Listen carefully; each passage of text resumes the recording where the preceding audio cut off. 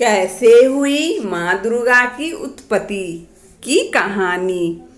कैलाश पर्वत के ध्यानी की अर्धांगिनी माँ सती ही दूसरे जन्म में माँ पार्वती के रूप में व्याख्या हुई। उन्हें ही शैलपुत्री, ब्रह्मचारिणी, चंद्रघंटा, कुष्मांडा, स्कंद माता, कात्यायनी, कालरात्रि, महागौरी, सिद्धिदात्री आदि नामों से जोड़कर देखा जाता है। माँ दुर्गा की सच्ची कथा। सतयुग के राजा दक्ष की पुत्री सती माता को ही सती कहा जाता है। शिव के कारण उनका नाम शक्ति हो गया। हालांकि उनका नाम असली दक्षायनी है। यह यज्ञ कुंड में कूदकर आत्मदाह करने के कारण भी उन्हें सती कहा जाता है। बाद में उन्हें माता पार्वती के रूप में जन्म लिया और पार्वती उनका नाम इसीलिए पड़ा क्योंकि वह पर्वतराज अर्थात वह पर्वतों के राजा की पुत्री थी। पिता की अनिच्छा से ही माता पार्वती जी ने हिमालय के पर्वतों में ही रहने वाले योगी भगवान शिव से विवाह कर लिया। एक यज्ञ में जब दक्ष ने सती और शिव जी को न्योता नहीं दिया, फिर भी माता सती भगवान शिव के मना करने के बावजूद अपने पिता के एक बड़े यज्ञ में पहुंच गई। लेकिन दक्ष ने शिव जी के विषय में सती के सामने ही अपमानजनक बातें कही। माता सती को यह सब बर्दाश्त नहीं हुआ और वहीं यज्ञ कुंड में कूदकर अपने प्राण त्याग दिए। यह खबर सुनते ही शिव ने अपने सेनापति वीरभद्र को भेजा, जिसने सती के पिता दक्ष का सिर काट दिया। इसके बाद दुखी होकर सती के शरीर को अपने सिर पर धारण कर शिव बहुत ही क्रोधित होकर धरती पर घूमने लगे। इस दौरान जहां जहां माता सती के सिर के अंग या आभूषण गिरे, वह स्थान शक्तिपीठ का नाम हो गया। इसका यह मतलब नहीं कि अनेक माताएं हो गई। माँ एक है, रूप अनेक है। माता पार्वती ने ही शुंभ निशुंभ, महिषासुर आदि राक्षसों का वध किया था। माँ दुर्गा का जन्म क्यों और कैसे हुआ? माँ दुर्गा को आदि शक्ति, भवानी और अन्य कई नामों से जाना जाता है। पौराणिक कथाओं के अनुसार माँ दुर्गा का जन्म दैत्यों के विनाश के लिए हुआ था। वैसे तो सारा साल ही माँ दुर्गा की पूजा की जाती है, लेकिन नवरात्रों के दौरान के समय 9 दिन माता रानी पृथ्वी पर आकर भक्तों के बीच रहती है। इसीलिए माँ दुर्गा को प्रसन्न करने के लिए सभी भक्त विधि विधान पूर्वक आरती, पूजा एवं दुर्गा सप्तमी का पाठ करते हैं। आज हम आपको बताएंगे कि माँ दुर्गा की उत्पत्ति कैसे हुई। एक बार सभी देवगण असुरों के अत्याचारों से तंग आ चुके थे। तब ब्रह्मा जी ने उन्हें बताया कि दैत्यराज को ये वर मिला है कि उसकी मृत्यु कुंवारी कन्या के हाथ से ही होगी।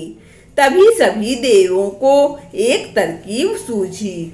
उन्होंने मिलकर अपनी अपनी शक्तियों से एक देवी को प्रकट किया। विभिन्न देवताओं की देह से निकले हुए तेज से ही देवी के अलग अलग अंग बने। भगवान शिव शंकर के तेज से देवी का मुख प्रकट हुआ।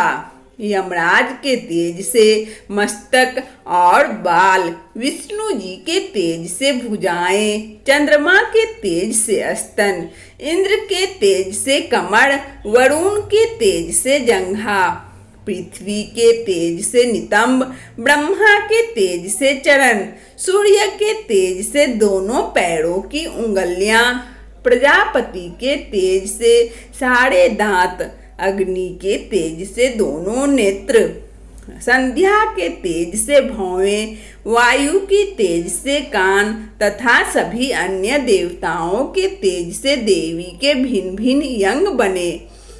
फिर शिव जी ने वह उस महाशक्ति को अपना त्रिशूल दिया, लक्ष्मी जी ने कमल का फूल दिया, विष्णु जी ने चक्र, अग्नि ने शक्ति व बाणों से भरे तरकस, प्रजापति ने स्फटिक मणियों की माला, वरुण ने दिव्य शंख, हनुमान जी ने गदा, शेषनाग ने मणियों से सुशोभित नाग, इंद्र ने वज्र, भगवान राम ने धनुष, वरुण देव ने पक्ष व तीर, ब्रह्मा जी ने चारों वेद तथा हिमालय पर्वत ने सवारी के लिए शेर प्रदान किया।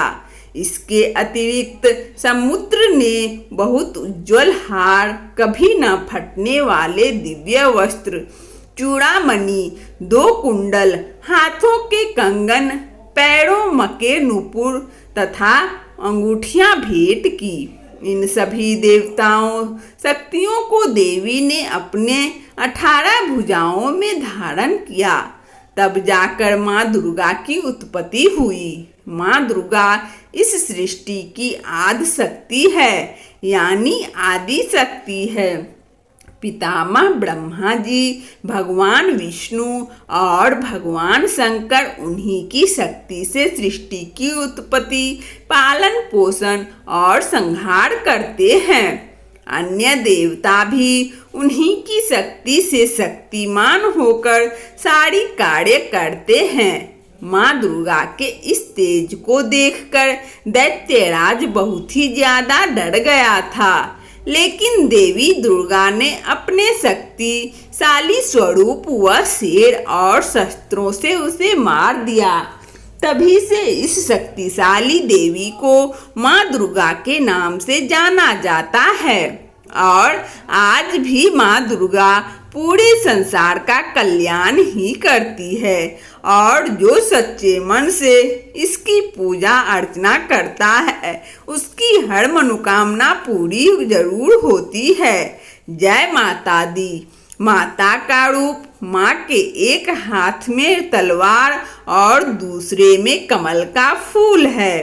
पीताम्बर वस्त्र, सिर पर मुकुट, मस्तक पर श्वेत रंग का अर्धचंद्र तिलक और गले में मणियों मोतियों का हार है और माता की सवारी शेर हमेशा माता जी के साथ ही रहता है। वंदना स्टोरी चैनल में इस कहानी को सुनने के लिए आप सभी श्रोताओं एवं बंधुओं को बहुत बहुत धन्यवाद। यदि हमारा यह माँ दुर्गा की कहानी अच्छा लगा हो तो कृपया लाइक और सब्सक्राइब अवश्य करें ताकि नोटिफिकेशन सबसे पहले आपको मिले और कमेंट में जय माता दी अवश्य लिखें। जय माता दी।